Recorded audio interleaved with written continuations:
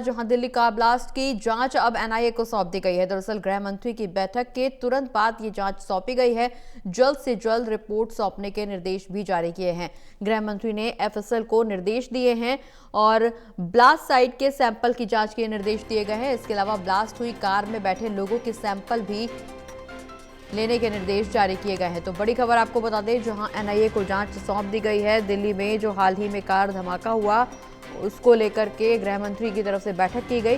Delhi car blast की जांच अब एनआईए को सौंप दी गई है। गृह मंत्री की बैठक के तुरंत बाद ये जांच सौंप दी गई है।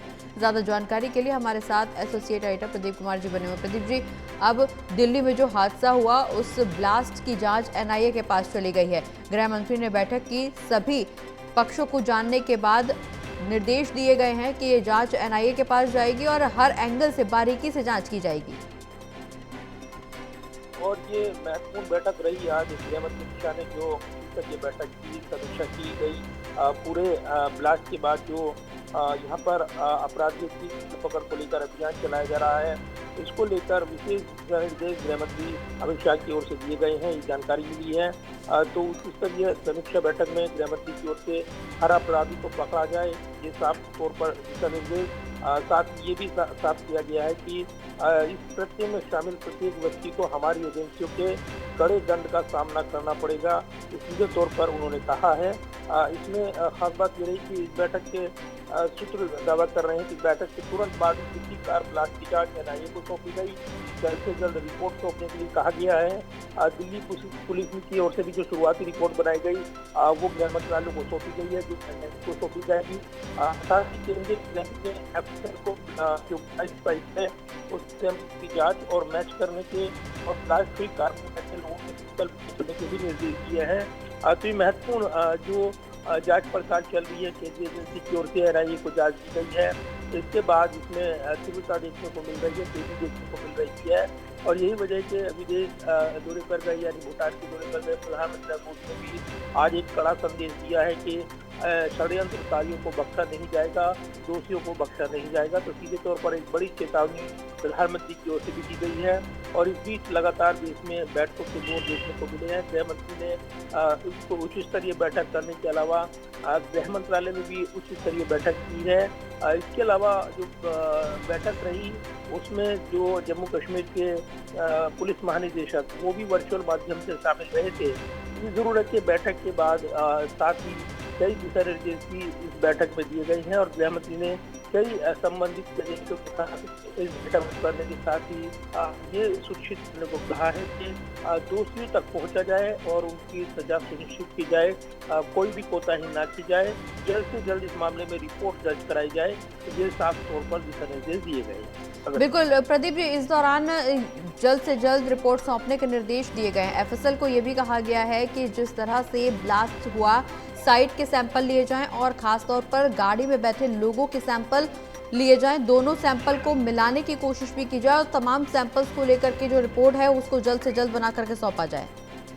देखिए बिल्कुल, और जिस तरीके से इनपुट मिल रही है कि ये जो ब्लास्ट हुआ है ये जो सुसाइड बम्पर नहीं था बल्कि आतंकी ने हड़बड़ी में धमाका किया, ये शुरुआती रिपोर्ट में कहा गया। जिसकी ये भी जानकारी मिल रही है। तो ये जरूर है कि जिस तरीके से पूरा घटनाक्रम रहा उसके बाद गृह मंत्री अमित शाह की ओर से दिशा निर्देश, तो ये सैंपल जुटाने की कवायद जो है इसलिए ताकि पुख्ता किया जा सके। जो डॉक्टर उमर जो ये यहाँ पर जो कार की मैपिंग की गई और उसमें वो बैठा हुआ नजर आया, क्या ये वही आतंकी है, इसकी पहचान सुनिश्चित करने के लिए डीएनए टेस्ट भी कराया जाएगा, उसकी पुष्टि की जाएगी और उसके बाद औपचारिक जानकारी साझा की जाएगी जितनी जरूरी होगी।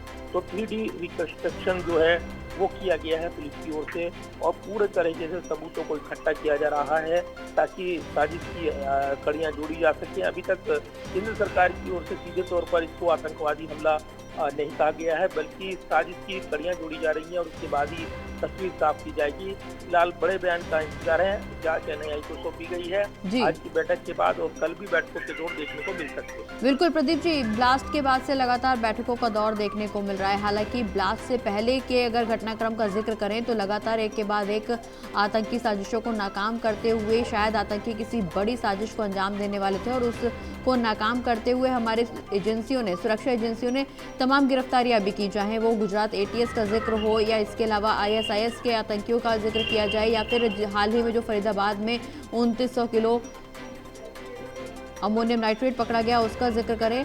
लगातार नाकाम कोशिश की जा रही थी आतंकियों की। अब इसके बाद जब ब्लास्ट हुआ तो क्या ब्लास्ट के बाद कोई गिरफ्तारी हुई है?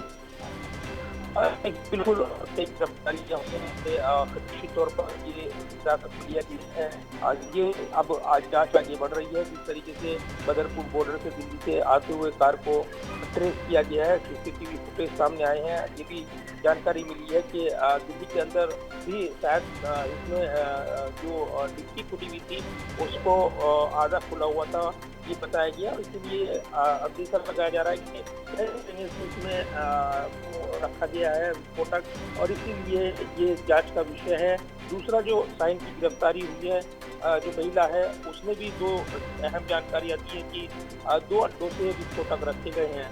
तो अब उन अड्डों की पहचान की जाएगी।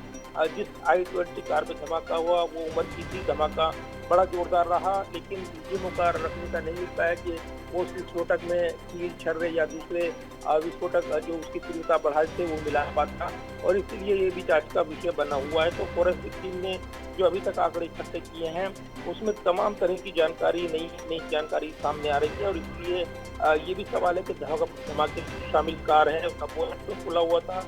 इसके अलावा भी जांच पड़ताल के विषय हैं। 3 घंटे तक पार्किंग में कार खड़ी रही, उमर वहाँ पर रहा। ये तमाम ऐसे पहलू हैं जो अब जांच के पहलू। बिल्कुल प्रदीप जी, हर एंगल से जांच की कोशिश की जा रही है, लेकिन इस दौरान आधिकारिक बयान अभी तक ज्यादा तौर पर सामने नहीं आया है। जिस तरह से मामला संवेदनशील है, निश्चित रूप से अधिकारी भी कुछ भी फिलहाल कहने से परहेज करते हुए नजर आ रहे हैं। कदम कदम पर जांच के आदेश जरूर दिए गए हैं, लेकिन जिस तरह से अगर हम इस बात का जिक्र कर रहे हैं कि जो ब्लास्ट हुआ और जिस तरह से कार में कहा यह जा रहा है कि कार में कुछ लोग मौजूद थे जब ये ब्लास्ट हुआ, तो उसको लेकर के क्या कुछ अपडेट निकल करके सामने आया? क्योंकि CCTV फुटेज भी खंगालने की कोशिश हो रही है।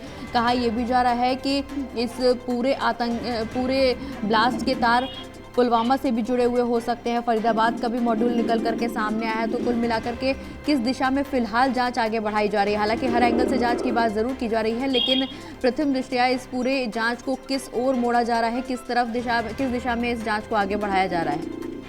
देखिए, जांच पड़ताल जिस तरीके से आगे बढ़ रही है, शुरुआती जांच में अमोनियम नाइट्रेट होने का शक जताया गया। FCL रिपोर्ट के बाद ये साफ होगा कि एक्सप्लोसिव किस चीज़ का था। तो आज FSL की रिपोर्ट, पहली रिपोर्ट सामने आ सकती है, ये भी चर्चाएं हैं।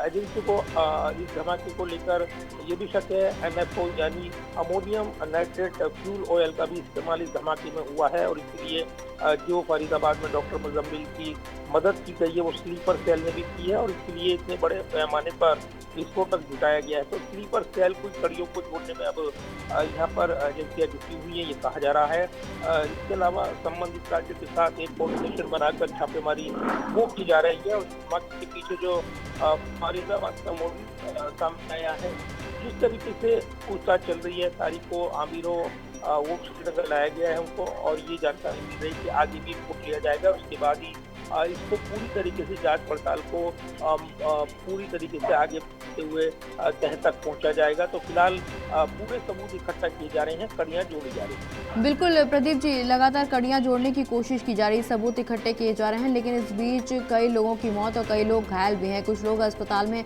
इलाज भी जारी, कुछ लोगों की हालत भी गंभीर बनी हुई है। उसको लेकर के भी दिल्ली की मुख्यमंत्री की तरफ से मुआवजे का ऐलान किया गया है। देखिए, जख्मों पर मरहम लगाने की कवायद में हर कोई जुटा हुआ है। सरकार भी उस प्रयास में जुटी हुई है, क्योंकि दिल्ली में धमाका हुआ है। लिहाजा दिल्ली सरकार की जो मुखिया हैं, मुख्यमंत्री हैं रेखा गुप्ता, उनकी ओर से ये ऐलान किया गया है। ये एक संवेदनशील कदम है, और इसमें उम्मीद भी थी कि पीड़ितों को कुछ मदद मिलेगी ऐसे समय जब उन्होंने अपने परिजनों को खो दिया है या फिर वो घायल हैं। ये एक मैसेज है कि कहीं न कहीं उनके जख्मों पर मरहम लगे। एक संवेदनशीलता का कदम ये माना जा रहा है। चलिए, बहुत बहुत शुक्रिया प्रदीप जी, ये तमाम जानकारी दर्शकों तक पहुंचाने के लिए।